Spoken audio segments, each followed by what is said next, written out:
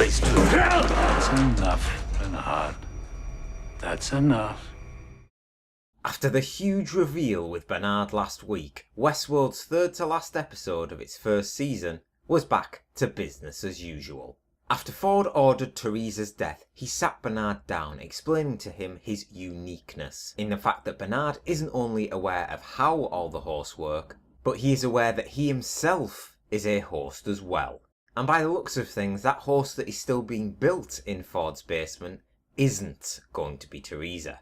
I was actually quite surprised by this. Teresa's disappearance raises plenty of questions for Ford and his staff, so it made sense logically for a host version of her to be reinstated in her original position.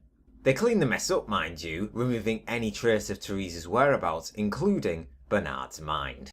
Now from what we saw, that looks like it could cause an issue. Ford may have wiped him killing her from his memory as well as their secret relationship, but Stubbs knew about their intimacy as well.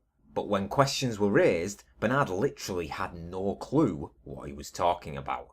Truthfully, Ford doesn't seem to care of suspicions. Charlotte obviously knows what's up, and Ford's sly smile is telling in the fact that he's sort of daring her, challenging her, as it were, to see if she can succeed where Teresa failed. It's all a game for him, whether inside or outside of the park. So will she rise to the challenge, or fall where so many others have? Now, stating the obvious, there are plenty of theories floating around Westworld, but the multiple timelines theory gained a lot of traction this week. It's not fully set in stone yet, but there were huge hints hinting at that being a reality. Whether or not you buy into William is the Man in Black theory, Dolores' story showed us that she is struggling to hold a grip on the real world.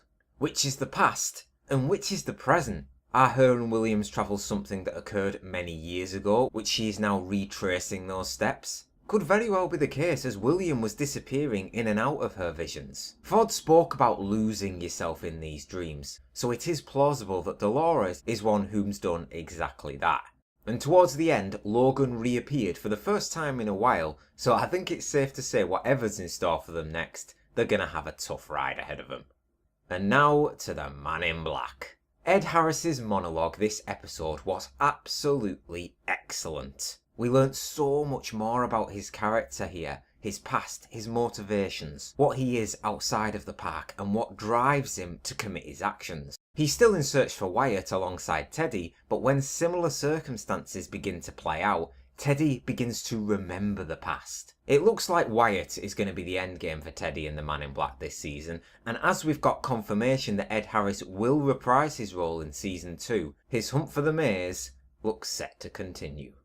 Now then, we've got Maeve. Somehow at this current time, she finds herself in this crazy place of power. Sylvester has reluctantly gone ahead with all of her plans, where Felix for some reason feels compelled to just keep doing whatever she wants. Sylvester was always going to want to sever the ties with Maeve as soon as he could, but I just struggle to believe why Felix exactly would just keep throwing caution to the wind. She can now rewrite stories, which is fascinating to see play out on screen. She can tamper with the hosts, and above all, she can attack anyone. Sylvester was living proof after she swiped at his throat. Again, I don't know why Felix is so naive about what she was gonna do. She's manipulated herself this far, so can she go all the way? The sheriff judged the riders to be upstanding, God-fearing citizens.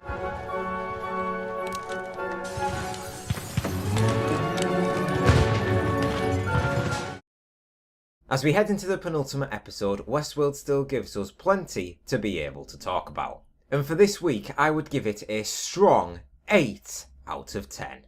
Strong performances are not hard to find on this show. Jeffrey Wright, Ed Harris, but Anthony Hopkins is just in a league of his own. He's just so fucking good at playing the villain. He is my favourite character to watch on screen and holds the key to the secrets of the show. Arnold is someone who we are all eager to see, but at the moment I am happy enough just to keep watching Ford dominate over everything and everyone. He's bound to get taken down at some point, but I wouldn't think that will be sometime soon. To me, that's sort of series finale level stuff, which is a long way off from now.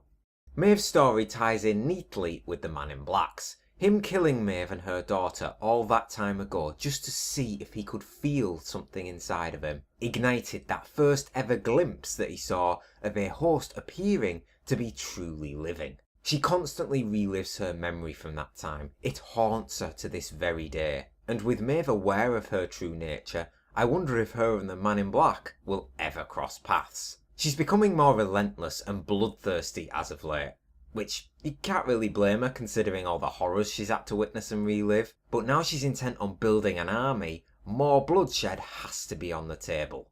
She found herself in quite the predicament at the end of the episode as the retrieval team from HQ were able to track her down, but it's unlikely that whatever happens that they will stop her completely. So perhaps her plans will be halted and delayed for a short while.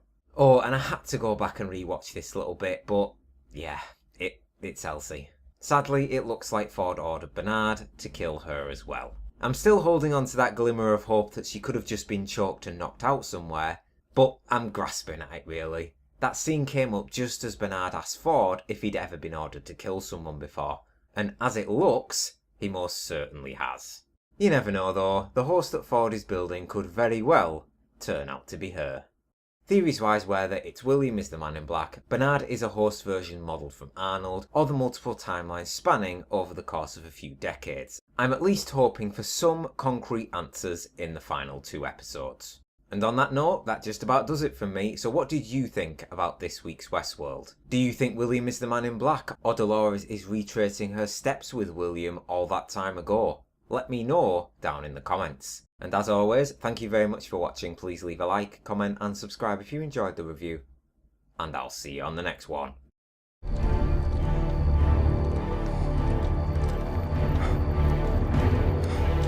I can't.